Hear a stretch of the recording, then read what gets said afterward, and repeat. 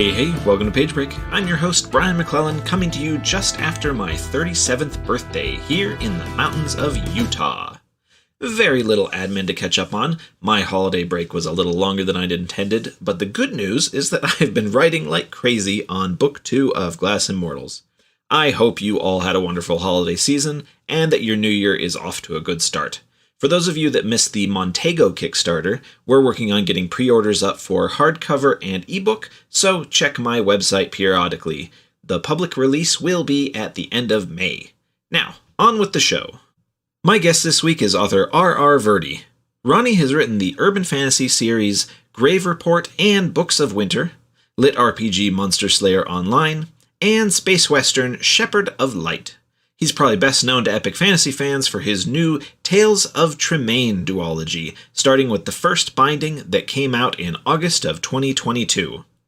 Ronnie and I chat about his time working as a mechanic and his love of cars, our authorial anxieties, and our massive lack of skills outside of making up fantasy worlds.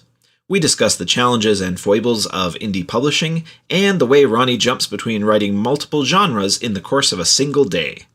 Enjoy my conversation with RR Virdi.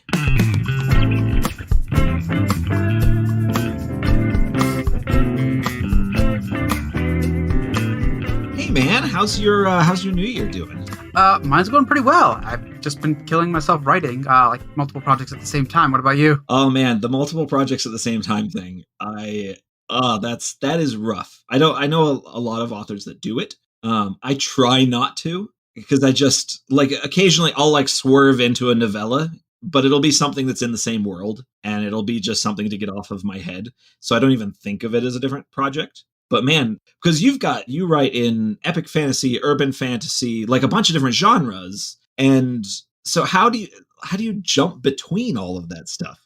ADHD? Really, I've had to start compartmentalizing my day, but so I sacrificed everything to be a writer. I knew before I even started college, this is what I wanted to do the summer before I started college. And I intentionally set myself up that I don't have a backup plan. So I have to make it with this. And because of that, I've just, as an indie, which you already know, I've been surviving as an indie author up until recently. I've had to bounce around and try to read the market and create what I wanted to create within that at the same time. And it's just taught me to compartmentalize my day. So I woke up today at 5:30, worked out, and then I wrote. I know, yeah, that's the face. I'm not a morning person, but it's one of those, I must do it to do it. I'm making a horrible face right here, so for the listener. Yeah. God did not create those hours. That was the devil. Yeah. And I wrote, I think, 1,500 words on my urban fantasy, because I owe that contractually for the audiobook publisher I'm partnered with, which is Tantor. And then I prepped for a thriller novel I'm also writing, because Joshua and I discussed advancing my career to a broader breadth, because urban fantasy is really just thrillers and crime detective novels with magic in them. So he was like, why don't you try your hand at one of these? I was like, okay. And then tonight I'm going to be working on a novella set in the same world as my fantasy that just came out with Tor. And I'm sort of going to be giving that away for free as a reader market. Hey, check this out. It's a fun story. And then come back and read that in. Yeah. Oh, man, you're jumping around a lot. Yeah. My days are like take care of the pets in the morning and, have some breakfast and, try to make myself answer emails, which I hate doing. And then at some point during the day, I'm going to write for a few hours. See, that's the career I want, though. I can't even imagine trying to kind of jump between those kind of projects, especially in a single day. Because I'll usually I'll compartmentalize it by periods of 10 days, where I'll just be okay, I am working on a thing, and I don't want my brain to go anywhere else. And yeah, that's tough, man. It helps for me, I think, because the ADHD and when you're not, what is it, neurodivergent or whatever, where you think weirdly. That if I'm reading a thriller and I'm writing one, something will always pop out of it. I'm like, oh, that's a cool technique, or something I could actually use in my fantasy, which is differently paced, but this might help me spice it up. Or that's just a really cool scene that I don't see done in fantasy.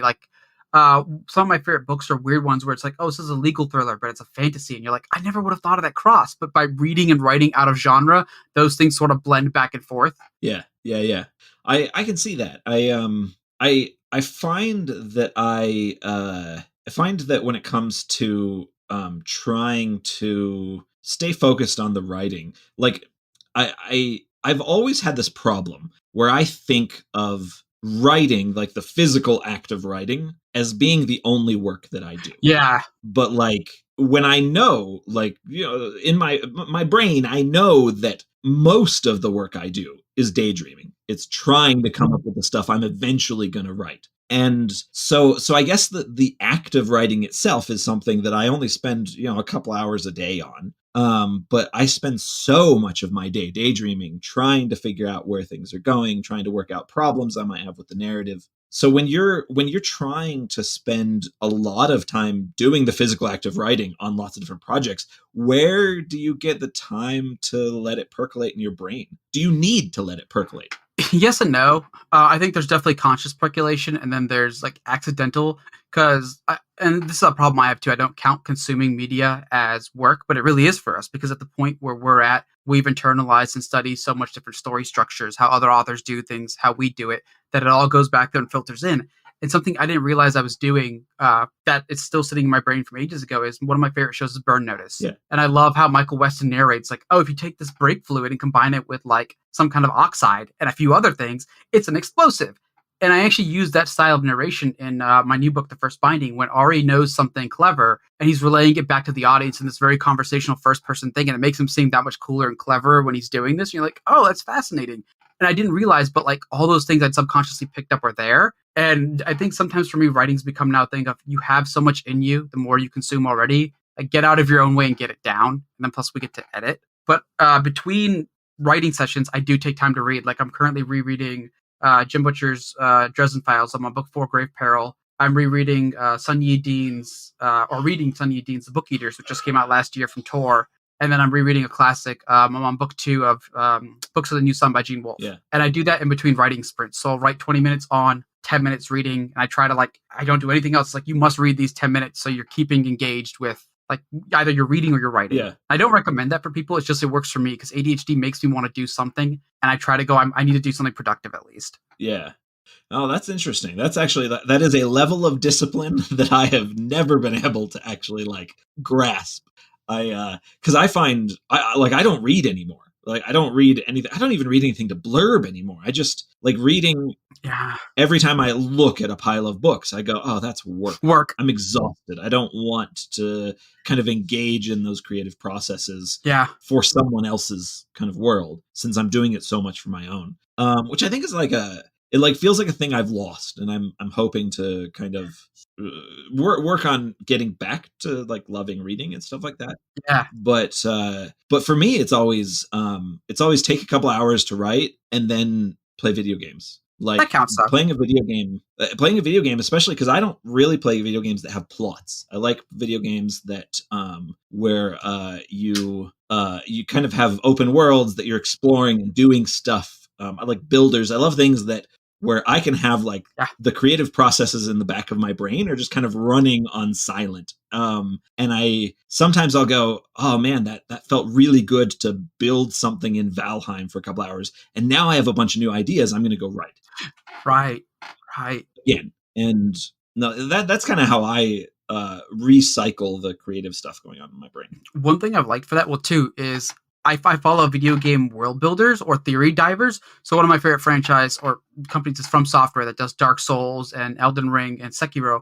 And then there's a great YouTuber named Vatividya, and he's one of those guys who's like, oh, there's an item here and it has this description. And 1,000 hours later, you find something else with a similar description and an armor set put somewhere else. And he finds the link of oh, because of this lore and this. And you're sitting there going that's a cool technique that somebody did. And it's telling a story within the story if you bother to pay attention for it. And I'm and then that'll give me ideas. And just consuming that in the background is really nice. And the other one I found because I do read these things from success, athletes and top 1%ers in whatever field. They're if you're creative, an hour of intentional boredom is one of the best things you can do. And I've tried to make time for that. And I realized if you're a writer, you can't not story generate while you're doing that. No computer, no nothing. And I'll just sit there, not even a notepad. And 20 minutes, and I'm I had to get a notepad. I just came up with something because I'm bored. Yeah. And it comes out of nowhere. And I'm oh, this is great. My best creative times are when I'm driving and when I'm in the shower. We got a hot tub a few months ago. The hot tub is amazing for just thinking of things, because I'll just lay on my back looking at the stars. Right. And I'll just, oh, that's beautiful. And I can't reach my phone. I'd never put music on. I just sit there in silence and look at the darkness. And I actually love that. It's like it just definitely gets things kind of moving. And yeah, it forces your brain to start taking paths that like you're confronting all these different ideas and actually thinking about them rather than distracting yourself with whatever media is around. Yeah, they've shown. I forgot. One of my friends is huge into this. He works with like think tanks that do like human brain studies and how creativity and both creativity and attention span together are on a decline because of how much we're bombarded with social media. Like the instances of like if we want stimulation, we can go find creativity from other sources like on TikTok or YouTube, which is why they've also been shrinking to more shorter formats. Like now YouTube does reels, Instagram does reels, and TikTok does reels. And it's like peak attention is 45 seconds. Yeah. And I'm like, I'm a victim of that too. And I'm trying to get back to like what you just said, like laying in a hot tub somewhere just sounds brilliant because it helps detoxify all of that and you get back to slower thinking, more creative thinking. And does that mean your hot tub's a creative investment, like a tax deduction? Because it's with your work, right? I'm pretty sure that a tax guy would have a lot of questions. But I came up with the whole book while sitting in it. I'm definitely gonna have the conversation with my tax guy about whether it's a medical thing because I have rheumatoid arthritis. Yeah, that would do it. Okay. So I think that's probably a better bet than the creative deduction. Oh no! I've got a puppy that just ran into my office. Aww. Sorry. No, isn't that obligatory though, right? It's like every Zoom call or Zencaster, like the animal has to make an appearance. It's like a law now. Right. You can see my cat kind of. He's just hanging out with me right here. Yeah. He's just taking a nap. Yeah. Yeah. Apparently I didn't close my office door all the way. But yeah, so I don't know, like the kind of the approach that that everybody takes to their kind of various creative process, like the creative process is so it's so romanticized, like yeah, in terms of when you take your English class in 11th grade or whatever, it feels so romanticized, and then you like look back and realize that like, oh no, this is like the creative process is orgies and absinthe, like there's not wrong, right? There's like everybody's going to be a little different. And sometimes it's meditative. Sometimes, you're Hemingway and you go shoot things and drink a lot, like. Yeah, whatever gets the work done. Right? It's always going to be different depending on who you are, what time period you live in, all that kind of stuff. I'm always fascinated by kings where it's just like he's turned it into a force of habit where he's like, I wake up and I just write and then I have breakfast. And he's like, he writes the same amount every day. He just does it, and over long enough, it's just become like, I guess, any athlete's thing where you wake up and you do the thing because you've conditioned yourself. That's the thing you do. Doesn't even think about it at this point. I think he was in an interview with George R. R. Martin where George was complaining, like, how do you do this? Like, you don't have bad days or whatever. You don't think you're crap or any of that. And he's like, no, I wake up and I just do the thing. And it's like, oh, okay, well, I guess if that works for you. I've found that I really struggle, and this I think has gotten a lot worse since the pandemic. I really struggle with just the million different things that I have to do as a human being. And that's, I've talked about this before on the podcast, and this would apply to somebody like Stephen King just as much as Brandon Sanderson, where the true professional jealousy that someone like me has towards somebody like Brandon isn't necessarily the massive success. It's the fact that they have a level of success where they can have other people deal with every aspect of their life. Yes. Yeah. Isn't creative. Like, yes. They just, but Brandon has to do lots of business stuff. He has to do meetings and things. But for the most part, he's able to say, you handle this, you handle this, you handle this. Yeah. I'm not even making my own breakfast. I don't do that kind of thing. Yes. I go right, and that's what I do for my entire life. And I kind of love that concept. It's so cool. It's the dream, right? It's because you've autonomized every other aspect of your life so you can write even more and better and dedicate. It's like my life is now writing. If my life could be 12 hours every day of video games and writing, that's exactly what it would be. It would just be a cycle of me write a bit, play a video game to detox, write a bit, play a video game to detox. And that's what it would be for just eternity. I would love that. Oh God, that's awesome. I can't imagine anything better than that. Maybe just, I'm a car guy, so I'd love time to just fiddle on my car and write, because you said that's one of the best places you get ideas, and it's the same with me. And then, or working on a car, not for other people's cars, but like my own, quietly with no noise and just going through a mechanical process, solving something. I realize my brain's still like thinking somewhere else in the background. And it's the same thing. Oh, absolutely. Yeah, working with your hands on something where you don't necessarily need your brain. like it's kind of force of habit and Yeah. all that stuff. Like that's the best time to have cool ideas. Like one of my friends doesn't write and I've been pushing him to because he comes up with amazing ideas. He's a huge reader. He does that when gardening. It's the exact same thing. He's like working with his hands and he sit there and dig and I'll get a phone call later. He's like, so yeah, I was digging and planting like tomatoes or whatever he plants. And it's like, I had this great idea. And he'll sit there and regale me with a story idea. I'm like, I'd buy that book. It's like, yeah, I don't want to write. It's like, well, you can't just tease me like that. But I mean, he can. He's been doing this for 15 years at this point now to me. Oh, and I find that stuff like gardening, working with your hands in general, like I've found that there is a benefit, a creative benefit to it that's not even direct, that it's kind of a thing where like I can go out and work in my yard for 3 hours. And maybe in those 3 hours, I don't think about my work at all. But that's actually a totally different benefit because your brain's kind of like, it's flushed all of the anxieties over whatever plot line you're working on, all of those things. And you're kind of able to look at it with new eyes. And I like that a lot. Yeah, absolutely. For me, that's going to the gym. I actually can't think of stuff when I'm working in the gym. I just can't come up with story ideas. It doesn't work that way. But going all in on my lifts, I just don't think about anything else. It's great. Like it's like I've never been a writer at all when I'm in the gym. Yeah. There's a real benefit to decoupling from that creative brain, which is because it's going all the time. Yeah. For most writers, anyways, I think that you're just constantly thinking about the project you're working on, the project you want to be working on, all that stuff. And so if you can decouple even just for a few hours, it really can cause some really great things to kind of happen with what you're working on. Yeah, it almost feels like by overthinking, which I mean, most of us are all guilty of doing in this field, like you're already tangling up your brain and that gives it a chance to detangle. So whatever you do get back to whenever, there's a little bit more grease on the wheels to go smoother. Yeah, for sure.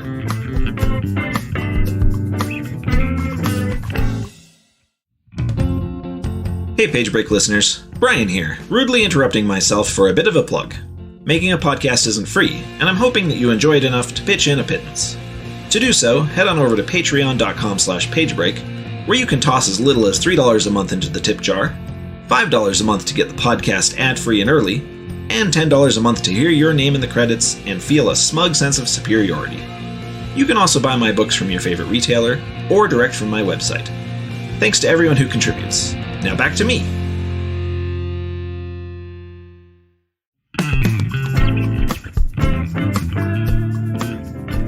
Now, so you mentioned you have worked as a mechanic, right? Yeah. You tinker with your own stuff. Like, tell me a little bit about like what, like, did you work for many years? Was this kind of like a hobby?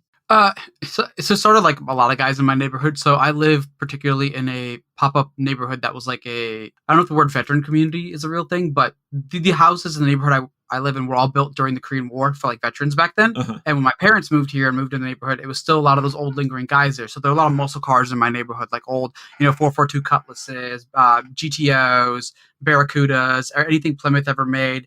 I actually never saw a classic Mustang here, interestingly enough, because it's like one of those popular cars. But there was a lot more GM muscle cars here. So, you'd see them, you see some guy in his 60s and 70s sometimes having a hard time, cleaning his lawn or clearing out during winter. And I'd go help as a teenager.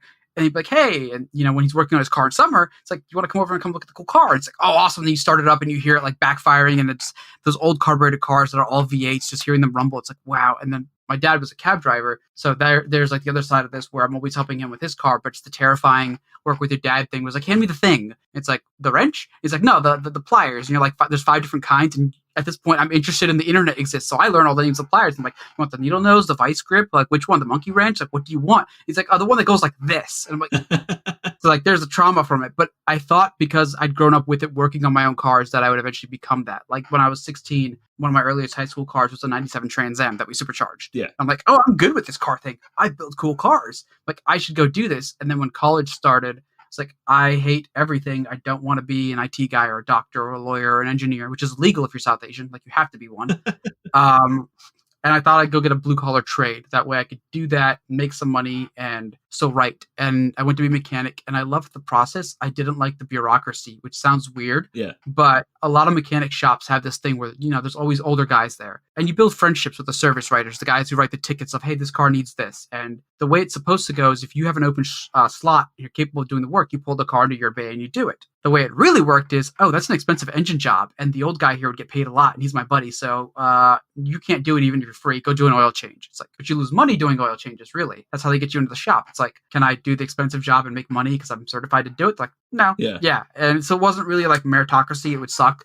I worked at Toyota for a little while where I was actually making really good money because I worked there when the unintended acceleration recalls were happening, where people were like, oh yeah, my Prius just started going to 80 on the highway. And it was computer based, a lot of the issues. And a lot of the older techs didn't know how to do it. So I came up with a shim of how to cut the brake pedal really fast and then how to also reflash the computer while you're doing it. And it was warranty work, meaning get paid 3 hours no matter what. Yeah. So if I did it like in 15 minutes, I'd get 3 hours worth of pay. So I was doing like dozens of them in that 3 hours. And I was like, cool, you made $1,000 today. And I'm like, hey, I'm good with this mechanic thing. I really want to do it now. And then the recalls thing was done. Yeah. And it went back to, you're back on oil changes. And I'm like, I don't like being a mechanic anymore. So that's actually kind of crazy. I never knew that the mechanisms behind like an actual like mechanic bay is more in that style. Like that's almost like a like how they do haircuts. You know, you go to a salon and they rent the spot to cut your hair. Yes, that's exactly how it is. Yeah. And they only get paid what you've paid and tipped them, and then they have to pay the company. I didn't realize that was like that for mechanics. Mechanics work on flat rate. So like I wouldn't have to rent the bay, but I'm not going to use a specific dealership. Let's say I'm at one. The bay is part of it, and you get your basic very hourly, like under minimum wage thing.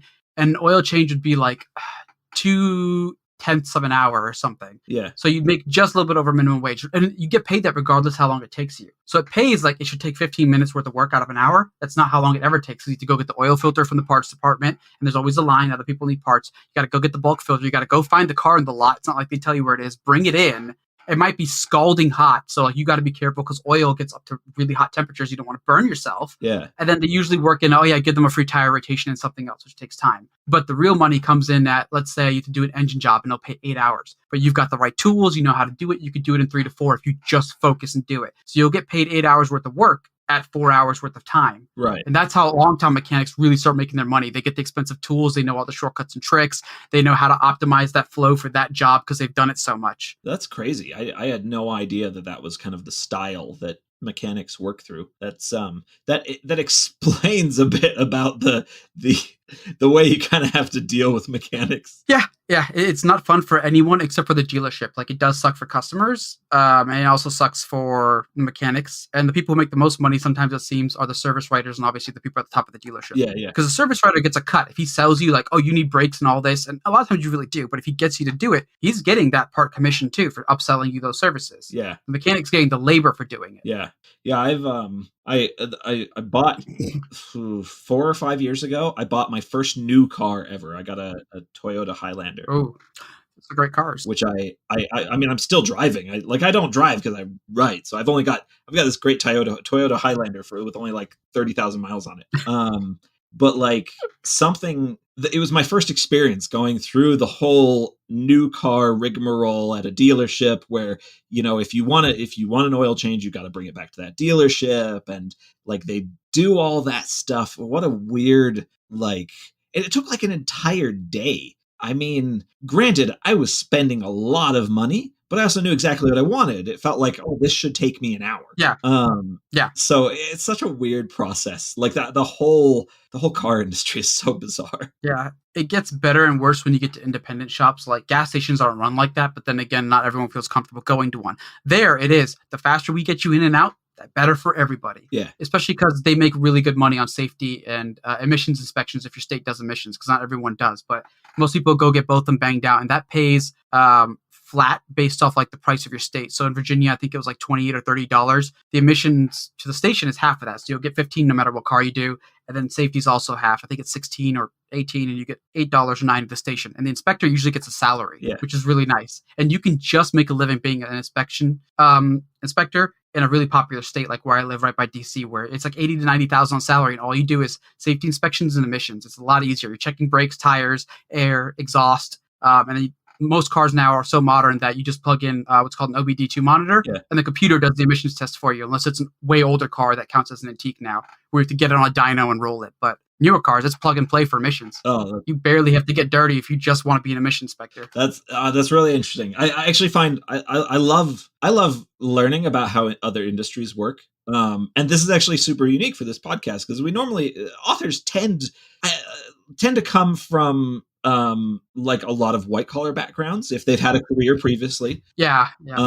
Something that you can write when you're on break or when you're. Oh, I wrote as a mechanic. I just Did you? Can I admit that? I don't know, because technically you're not paid when you're not doing stuff, right? If you're not working on a car. So I had a really crappy Dell Venue tablet when they were first coming out, but I had the keyboard and I installed Microsoft Word on it, and I would sit there in a bay and I just type like, oh, I can get 200 words out right now, or it's lunchtime, I'll eat and I'll write. Or if I'm waiting for like a really long job, like I had a transmission flush once where you hook it all up and the machine does the flush for you and you already fill in like how much new fluid you want in. And I would sit there and it's like, oh, it's going to take 30 minutes. I would sit there and just type for those 30 minutes. I wouldn't do anything else. And it added up. It wasn't great, but you'd come home at midnight. And I think I was working at Toyota at this time and smelling of oil, and I'd shower and I'd stay up for another hour and bang out the rest of like, I have to do 2,000 words a day and I got 1,000 done at work. I'll do 1,000 right now in an hour. And then I go to bed at 1. Yeah. And then next day, same exact thing. Yeah. Man, yeah, that's a little struggle. I think it would bother me trying to do physical work and then jump between that and writing.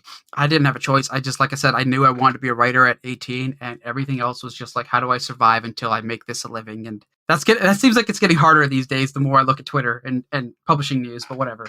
Right. Well, and with publishing news and social media and stuff like that, you never know what's real, what is consistent, what is that too. What is people kind of throwing things out and projecting, and like a realization that I think most of us end up having is that everyone is constantly lying online. And it's like white lies. It's like little tiny things where you're projecting an image of yourself to the internet, and it's the Instagram effect, right? Oh yeah. Where you're presenting an image of yourself that you want other people to perceive, and everyone does it, and sometimes it's very conscious, and sometimes it's just completely subconscious. Right. But that's just how social media works. About a month ago, I decided, you know what, I'm going to take all social media off the front page of my phone. That's smart. I didn't delete any of the apps. I just took it all off front page. And honestly, I barely use it anymore. Like you could go on my Twitter and see that I've tweeted like 6 times in the last couple of weeks. Like I don't think about it because it's not on the front page of my phone each time I open it. And I think it's way better for my mental health. I've noticed something like that too, and a friend recommended it to me. He explained it, and again, he's super smart, like genius level IQ. I don't understand all of the science behind it, but it also has to do with like the color saturation of phones and how it stimulates dopamine. And he recommended me installing a gray filter app where my phone's always just black and white. And I've noticed that makes me want to use it a lot less. Yeah. It's for anything. I just don't like looking at it now. Unless it's like an email or something and I've got prioritized. Like if Joshua, my agent, dings me, I'm like, okay, I should probably look at that.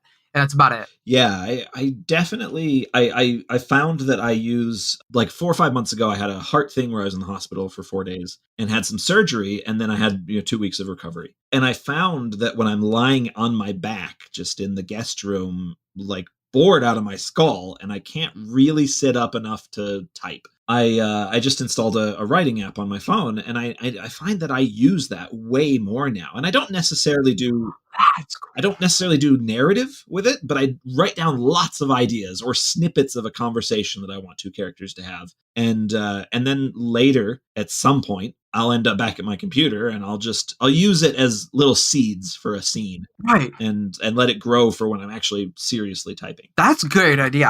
I'm going to do that. I'm going to install like some writing app on my phone for that. Which one do you use? I mean, I could just look. I don't actually remember. I'm using Pure Writer right now. Okay. And it's fine. It's got a white type on black background.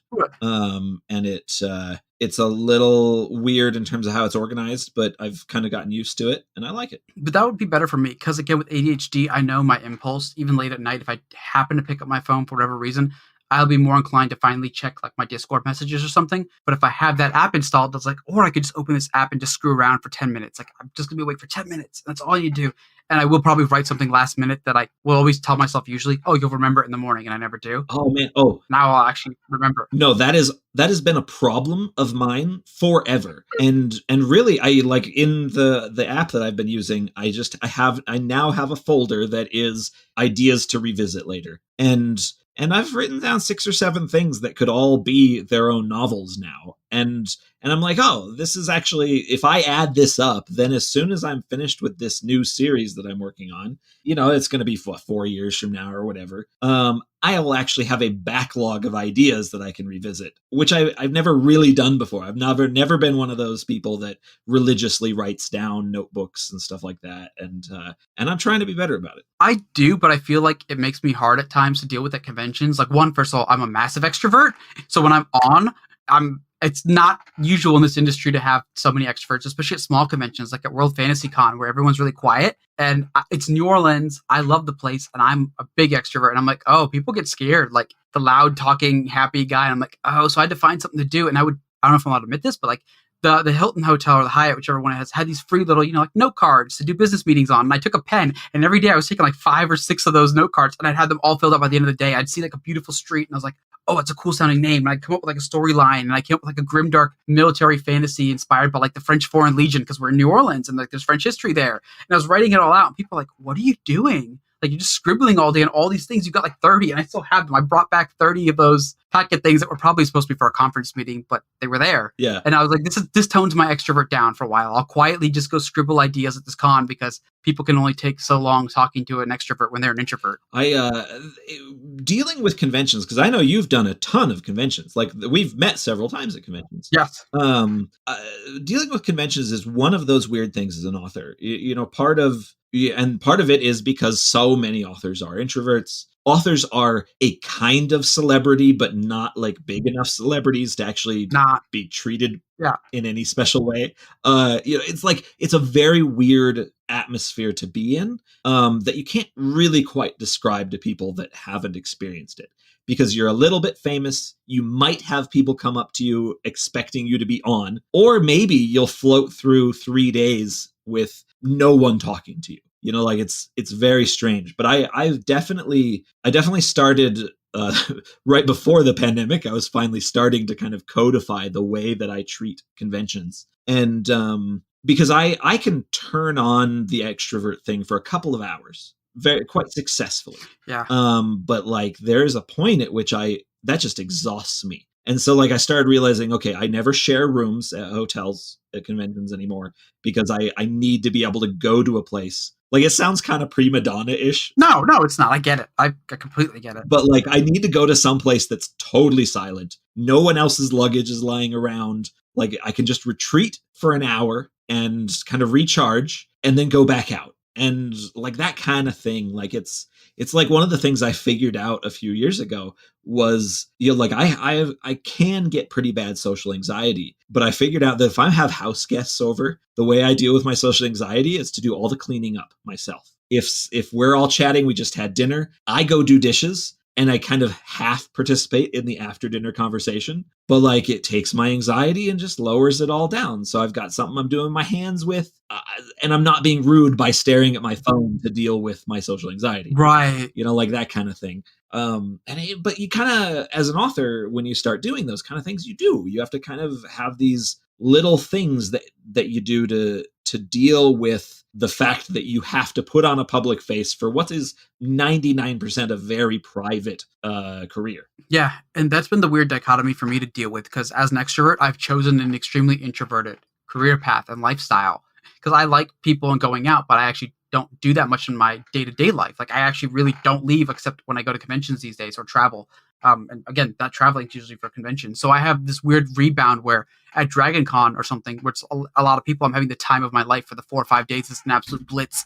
I wake up like at 6 a.m. and I don't go to bed till 2 a.m. the next day. And I'm wandering outside, like getting cake from the Metro Diner and coming back, and there's authors talking, and we're networking and workshopping, and like a random fan will be there for somebody. It's just great. And then the final day, you go home, and it's such a weird culture shock for me that with my depression, I actually extremely sink. Yeah. All the extroversion's gone, and it's a complete, now you need to get back to work. And I have a weird adjust back to being an introverted career guy when I'm not an introverted career guy thing. Oh yeah, for sure. That's like, I find that I'm super energized and I slink right back into writing, or I just crash for like a week. Yeah. And I don't, when I'm at a convention, I don't know which of those is going to happen afterwards. Yeah.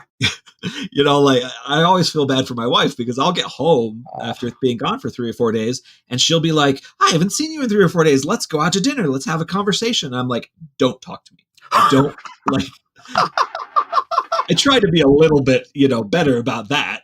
But like in my brain, I'm going, I don't want to communicate with another human for like 5 days. Like screw the emails, like screw even seeing another person's face. Just lock me away for a little bit. And that always gets under her skin. I do, I guess, my coping variation of that, which is like, I'll blow up everybody's DMs who I was just talking with. And they're like, we just saw you at DragonCon. I'm like, yeah, I know, but I want to talk to somebody right now and like readjust to becoming a social hermit. So like, help me wean back in. And they're like, oh, okay. See, that's one of those things, though, that kind of thing actually has a pretty solid benefit. Like for people that aren't introverts, and I struggle with this myself because like my dad was in business for a lot of my life, like kind of big business.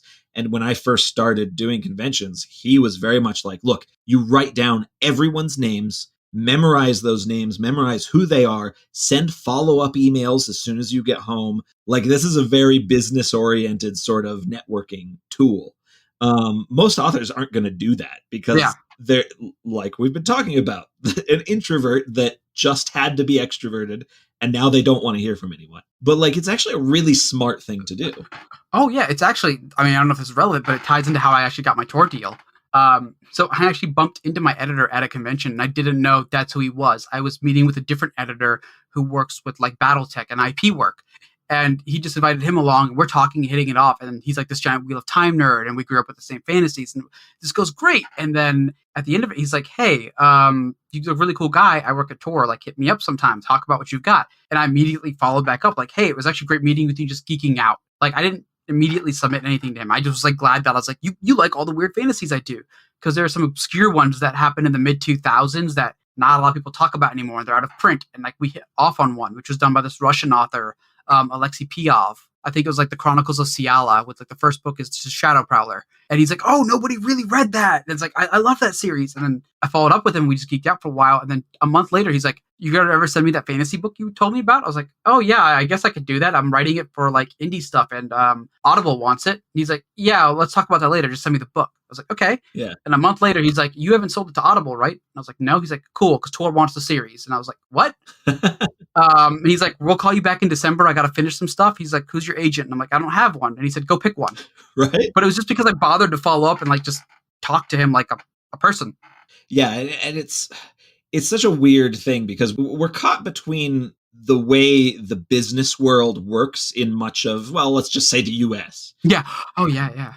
In terms of making connections and following up and all that stuff and trying to do this balance of like not being annoying, right? Not being the person that they talk about, like when they're, bitching to everyone else, their other agent friends. But like, the fact is that most people in publishing are very normal people that have a very lax job. Like that sounds insulting, but it's not. Like it's the creative kind of job market is one that has a lot of wiggle room in it in terms of, they're very forgiving about deadlines and things like that, as long as they know you're doing the work. Yeah, yeah. And so you're kind of in this space with kind of normal people just trying to find something to geek out about. Yeah. And of course, they're always thinking, I hope this is a bestseller. Right. But in terms of an editor and agent, they want to, if they already know they like you, if they hung out with you for a couple of hours, they're going to look at your work in a much more forgiving light. And they'll say, oh, this person, they seem really fun. They seem like they could be fun to work with. Yeah. And that's something that's a relationship that I built with my agent and my editor. Was I'm pretty easy to work with. And I don't need a lot of edits, but when I do, I will rewrite an entire book if I have to, without complaining about it. Right. And they want people like that. Right. It's a weird industry. We were talking a bit.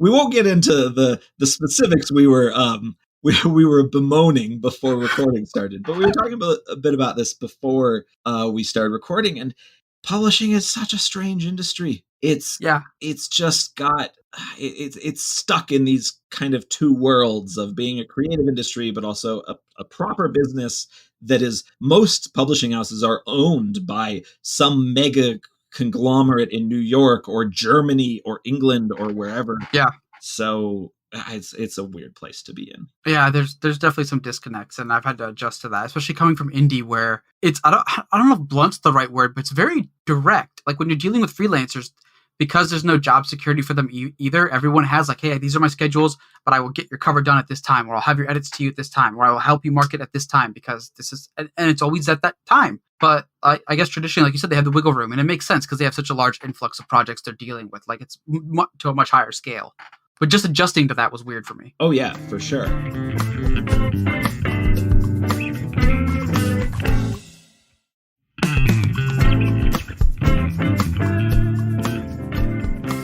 I don't know if this has been your kind of experience with indie publishing, but with my like novellas that I've self-published, when I first started kind of doing the process, I definitely found that a lot of the freelancers are just as flaky or even worse than like the actual publishing business, which can be very frustrating. But when you find someone that is really on top of their game, I've got an artist who's done, I think, most of my novella art. He's awesome. He doesn't charge an arm and a leg, and his turnaround time tends to be like a week or two. Like there's, once you find someone, you're just like, well, I guess I'm using them forever. Oh, absolutely. And that's what I loved about the indie community that I built with friends, because we all recommend people that like, oh, this guy's had this fantasy author for like 8 books now. I'm like, they must be pretty good. And I'd go, do you mind if I like get their name? And he's like, oh yeah, it's this person. He's really great. And I'll save you more trouble. I'll tell you what dates I've already got on books so you know what you might look for. I'm like, oh, that's perfect. And I built up my own stable for that. In fact, it's one of my indie artists who I did a different series with, who's actually my artist now on Tales of Tremaine with Tor. I had him do some concept art when I thought I was going to indie publish and go with Audible with this. And when Chris Morgan at Tor bought the series and Golanx in the UK, I showed them like, well, here's some early concept images of just what I was thinking. You know, I figured they weren't even going to care, but we had cover approval worked into it. And I got back 2 emails saying, these are utterly gorgeous. Who's the artist? We'd like to work with him and just redraft your cover using these concepts. I was like, oh, that's perfect. And I just reached out to Felipe. I'm like, do you want to come work for Tor and Golanx? And he was like, hell yeah. And he just, essentially, the coolest thing is he remade the cover that I originally liked and wanted the most anyways for them. And they're like, oh, yeah, this is perfect. I'm like, he just redid the same cover, but better. Okay, I'll take it. I'm happy. Right? I mean, there's always those moments as an author where when you can manage to get your publisher to pay for the thing that you really wanted but couldn't afford. Yes. Yes. That's always a really nice place to be at. Oh God, yeah. And I'm glad they just locked him down for the rest of the series, because like now I don't know if my editor will listen to this, but I'm secretly always poking Felipe and seeding him like, hey, so here's book 2, here's the idea. You mind let's work on some mock-ups before we get to Tor's part of making book 2's cover, and then I'll show them the mock-ups, which I've already done for book 2 now. And Tor's like, oh, these are great. And I'm like, cool. So we're just secretly directing my cover before it gets to that point with them. I definitely have I have a relationship with my interior artist for the Glass Immortal series, where we've basically I've had enough success that I can afford to go ahead and just pay for the interior art myself so that I own it. Right. And then I can say to Tor, well, here's the interior art. And because I kind of vetted everything with them beforehand, I know it's all professional grade. I know it's the type of stuff they like and they want. Yeah. It doesn't hurt that my interior artist works for Brandon Sanderson in-house.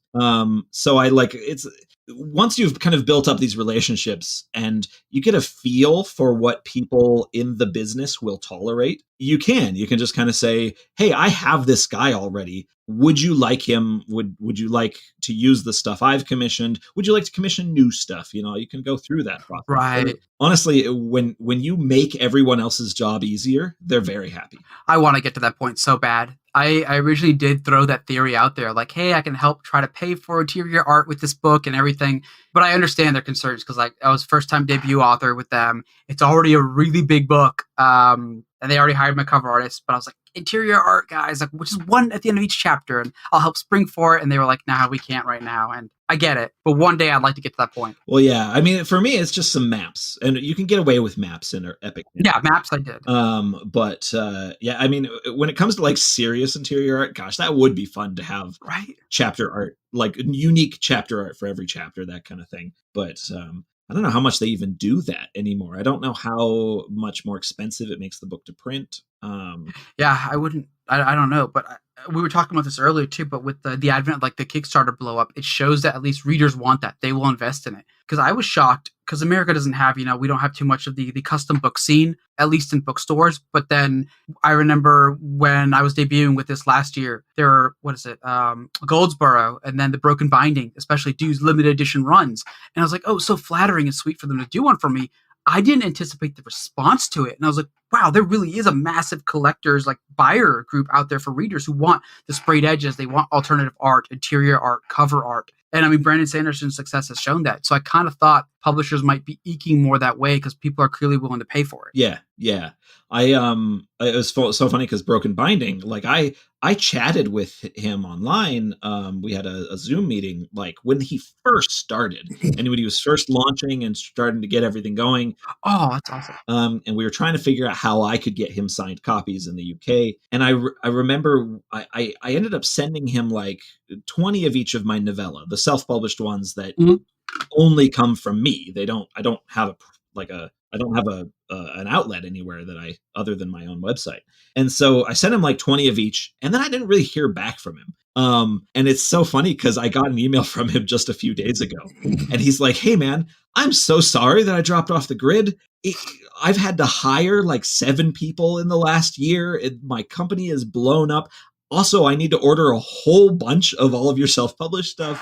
Like, it's kind of crazy. And the thing is that my mindset is so US based. Yeah. That the fact that I'm guessing 90% of Broken Binding business is in the UK or maybe continental Europe. The fact that he's ordering that much of my self-published stuff and is interested in having me be involved over there at all, that's so cool. Because in the US, like, even though that's most of my sales, you get a lot of apathy from American readers in terms of they want the book, they want to read it, it's great, but they don't care as much about, the like special editions and things like that. And I've loved seeing that though, because I've been hearing the theory from other authors and Discord groups that the UK has a different kind of reader buying collector mentorship, and it's just fascinating because there's another one I forgot, Illumicrate, which is massive. I had a friend who her debut book was also adapted by them, and I think it was 20,000 sales just through Illumicrate for their edition. And it's like,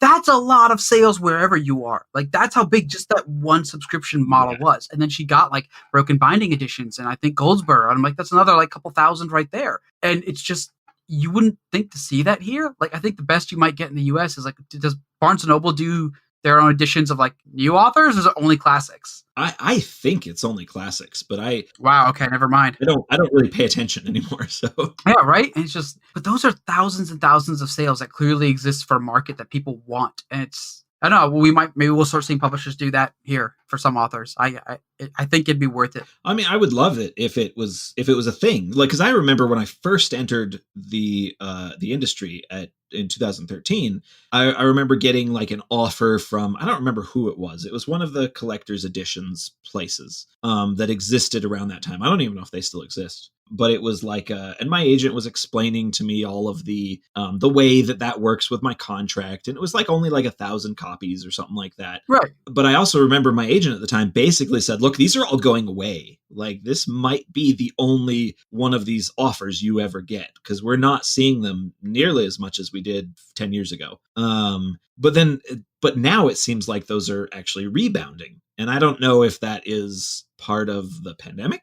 and lots more people reading, because we've seen print sales in fiction have started actually going back up. Yeah. The last 5 years, which is crazy because, all the doom and gloom of print, print is dead. Nobody wants to read physical books anymore. Oh, actually they do. Yeah. And I know, because it might be an inverse relationship with audiobooks too, because I remember when the pandemic started, audiobook sales exploded because now more people were able to work remote at home and listen to them while they're doing it. And then now people are allowed to collect books and also sit at home and read them at night. And I'm like, this might be just good for the industry because ebooks, I don't think they've suffered at all. I think just print has just been recovering. And now more people are comfortable reading in whatever format they feel best in. But now there's like more work-life balance because of the pandemic in a way that people have adjusted, that you're allowed to do remote working, you're allowed to commute or travel less or whatever you want. One example I know is my friend, he got into cybersecurity recently after leaving business. And he loves it because of how much it lets him consume fiction now. As long as he's logged in on his computer, wherever he's at, whether he's working or he has his 3 days off, because he does one of those 4 10-hour shift and 3 days off, he's always listening to audiobooks now, but he reads physical books too. He doesn't do ebooks as much, but he'll have a book there in between, like, because it's you're on call or whatever. So he's like, if I've got a slow hour, I'll just pull out a book and read because it helps him disconnect from the actual laptop, but he's in a safe private place. He doesn't feel awkward reading at an office or a cubicle or something. Well, and I think that there's something to be said because the first kind of 5 years of my career, I noticed a lot, and I talked about this a little bit online, was that kind of race to the bottom in terms of ebook pricing. Yeah. And so you'd get like just these influxes of 99-cent ebooks. And obviously Amazon's kind of their pricing model kind of fought against that because they wanted people to go at least $3.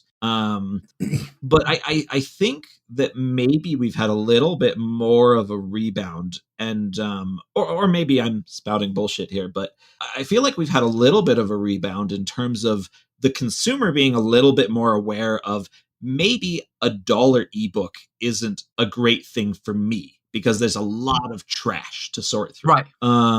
Because you have a lot of people that try to take advantage of that by mass producing, yes, these kind of popcorn fiction, which can be very fun. Right to market. Right, yeah. And so I think that we've had a little bit of the consumer kind of going, Yeah. you know what, maybe paying $12 for a ebook and getting the audiobook as well, and maybe even getting myself the hardcover. If I've spent $40 on this book, it's actually going to entertain me for quite a long time. And maybe I don't mind that as much as I used to. Right. I mean, I kind of hope that people get that idea. I like seeing people, both for my bottom line, but also as someone who's creative. I like seeing people appreciate the value in a book rather than just saying, no, I'll never pay more than $1 for a book. Right.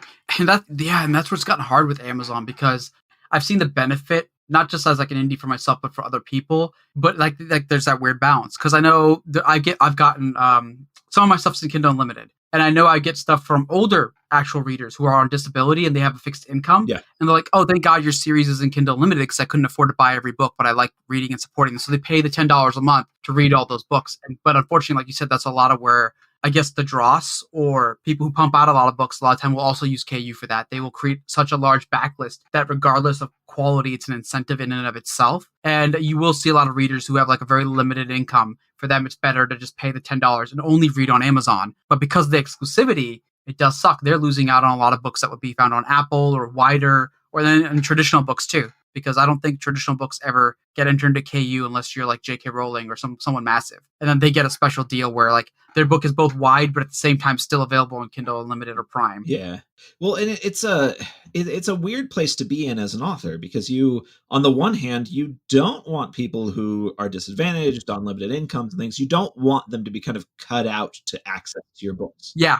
But on the other hand, you have to make a living. Yeah. And I mean, I guess that's where I'm really a big fan of libraries when people can access them. Yes.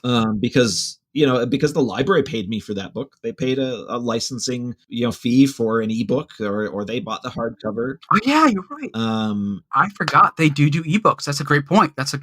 So there's a balance you want to do of, I want to be affordable, but I also want to be able to pay my mortgage. Right. Yeah. And man, I don't want to go get a second job, like a real job again. Yeah. I have no skills. I make stuff up. Yeah. Oh, that's another good point. And that's kind of where I'm at. Because I actually debated the world's changing. Like, should I maybe consider going to pick up a real job again? I literally debated retraining myself, but it's like, I've done this so long, I don't have any normal people skills anymore. Like, I'm good at this. Can I just make this work? Yeah.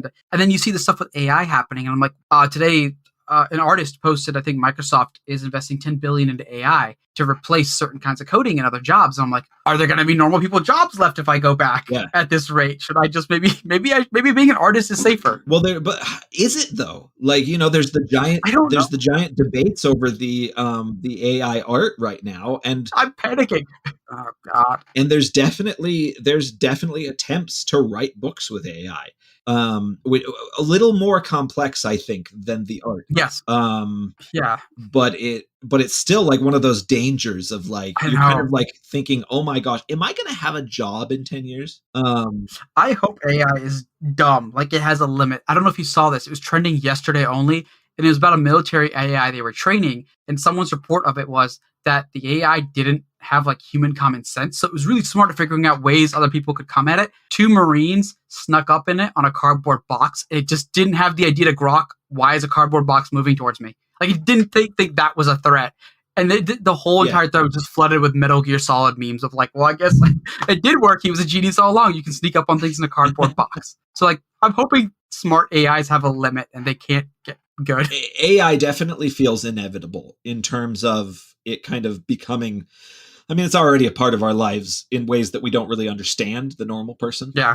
But in terms of like talking with buddies of mine, they talk about how for them, they aren't trained to write, to communicate and things like that.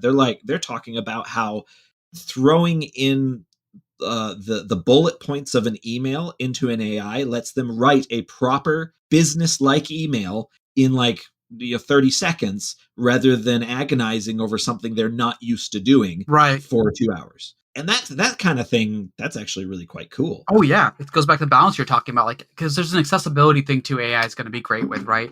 Like I think you might have seen the stuff about the AI voice narrators. And that's probably going to help a lot of people who might be visually impaired be able to get easier access into like audiobooks. But the fear is, our company's going to use it to replace actual voice acting work. Right. Well, and it's always going to end up coming back around to kind of the quality and what you get out of it. Because I think most people there's definitely going to be a tier of person who says, yeah, I don't care if my audiobook sounds like a robot. That doesn't bother me in the slightest. But I think most people they're going to not get on board that train until they can't tell the difference. Yeah. And who knows when that will be? Maybe it'll never happen. Maybe it'll be 5 years. Right. I don't know. It's like as a lay person talking about all this stuff, it feels so weird because there's probably advancements in the last month that I don't know about, like. Oh yeah. It gets folded into everywhere. So like as a gamer, the new NVIDIA graphics cards have built-in AI, but they're like useful AI. One of them that it has is sound background monitoring. So if you're a streamer and you use your new NVIDIA graphics cards, it can get rid of like clapping and background noise for you. You don't need third-party filters. You don't need like the craziest mic and noise gates. Your graphics card will do it. And now they also have like a streamer, what is it? The green screen. It's built into your graphics card now. Some of them on the higher end ones, like, and the AI will monitor that for you. So it's like it's making some kinds of jobs better. But again, like you said, like it's infiltrating so many different areas of life. Like God knows where else it is. Right. Well, and there's parts of the medical industry that are already being revolutionized in terms of, okay, we're going to feed this stuff into AIs, and there's certain things that AIs just do so much better than a doctor, no matter how well trained. Right. Because the doctor is human and can make mistakes. Right. And I don't know. There's lots that you can go with in terms of where this is going to look in 10 years. And I don't know. I certainly have no idea. Me either. I just hope James Cameron's wrong and it doesn't go to, Skynet and Terminator. Right. As long as it doesn't kill me or enslave me, I'm pretty cool with AI. I mean, I would really like it to not steal my job. Yes. Yeah. That one. At least until I'm about 60. Then I'm probably okay with that. Give me another 25 years. And then whatever. I won't care. Yeah. You can let the next generation of writers deal with that.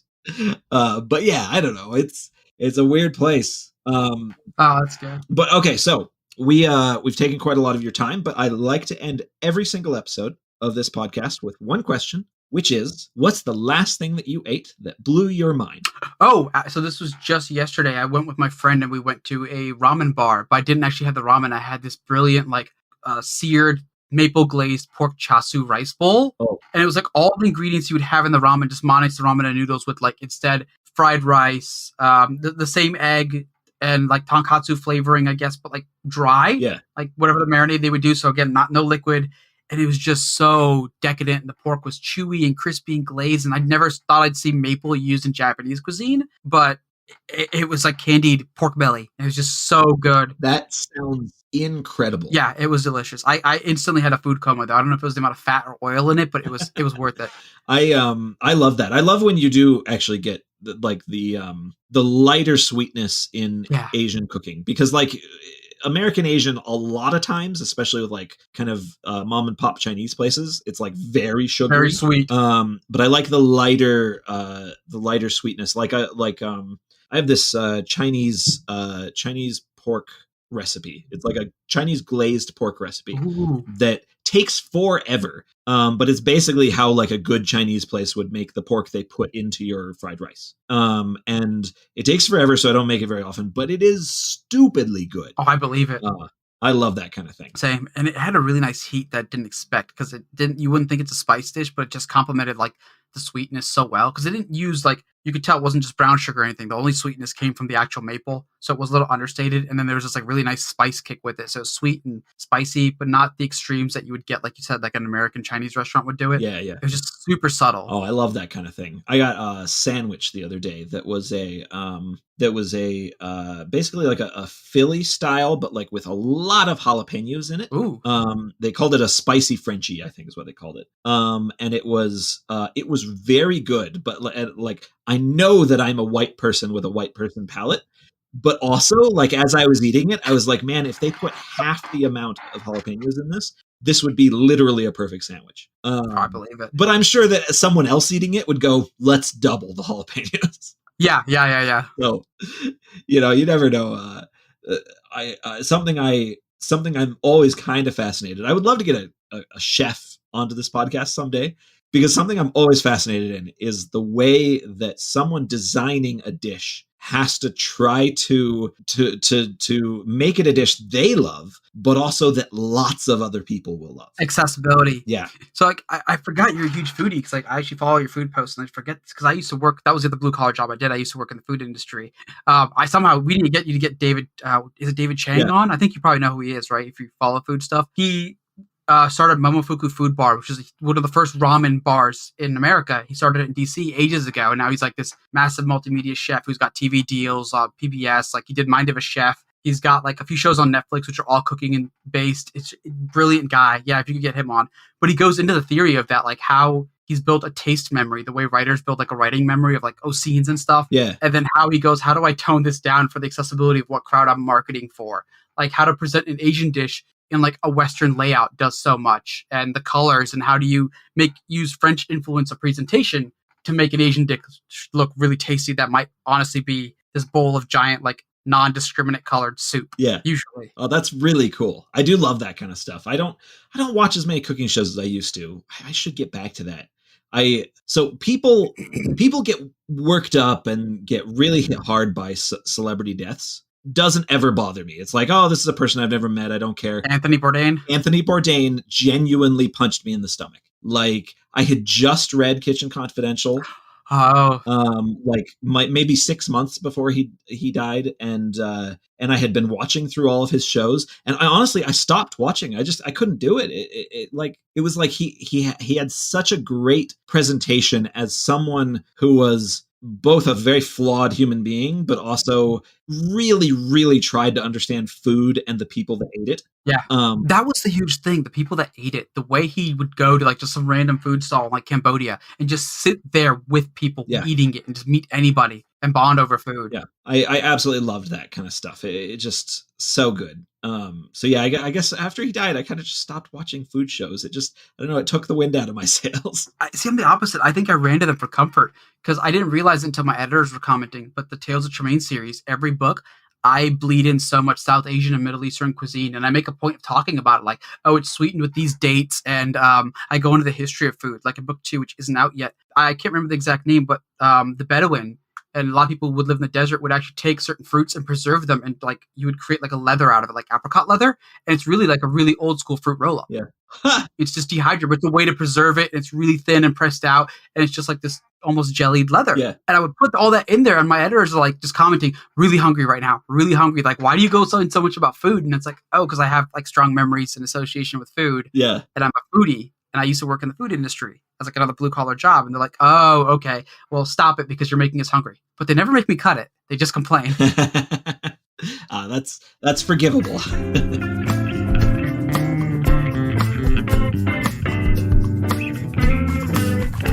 That was fantasy author RR Virdi. You can find Ronnie's social media and website down in the show notes. You can find me, as always, at brianmcclellan.com. Special thanks to James Sutter for music and Tom Bishop for production. If you'd like to support the podcast, head on over to patreon.com/pagebreak or buy my books in ebook, paperback, or audio. You can also get signed copies of my books direct from my website or swag from my Redbubble store. Don't forget to like, subscribe, and leave a review. If you're listening to this via Patreon, please stick around for bonus chat during the epilogue. Special thanks to Elijah, Ivor Gullickson, James Clark, Jennifer Johnson, Jason Nall, Kyle Anderson, Sexton Hardcastle, Talon, Brian, Will Lebelski, and Bradley Thornhill for their backing on Patreon.